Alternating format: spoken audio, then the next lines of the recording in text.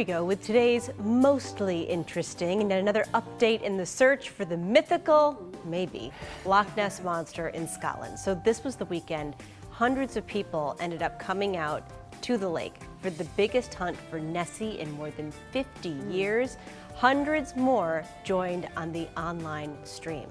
So they did not find Nessie. But we did get to hear about why some people felt the need to be there and keep the legend alive, including a woman from the U.S.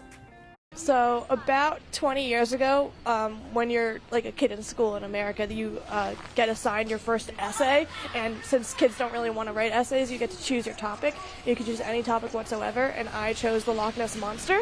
I don't know why. Maybe I just recently saw a movie or I had read something, but I chose the Loch Ness Monster as my essay assignment, and I thought, oh, 20 years later, it comes full circle, so I might as well come and join the hunt since I heard it was happening. Oh, fun. What is it about that? Because I did the same thing. I did a report on Amelia Earhart. I was fascinated that she just like poof, disappeared.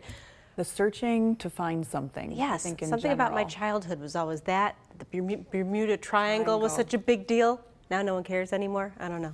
Just fascinating stuff, and just the search is on. I feel like the same thing with treasure hunts, and it's always that, you know, Yes. what are we going to find? The suspense.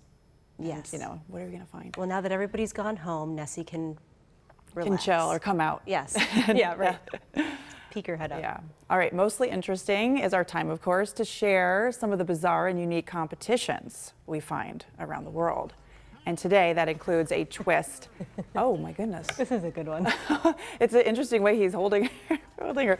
A twist on the usual strongman competitions called the Wife Carrying Championship. It was held in Hungary this weekend, and men had to compete in an obstacle course full of water, as you see. I guess that would be a good way to, I don't know, for the speed to hold the wives like that. Hay bales and tires, all while carrying their wives on their backs. The contest has origins dating back to, get this, the age of the Vikings. Yeah, that's kind of cool. This year's winning husband said, quote, "My wife is perfect and I couldn't have done it without her." Well, there you go. He's including her still. You know, it's funny. I remember the first time that either we did this or I heard about this.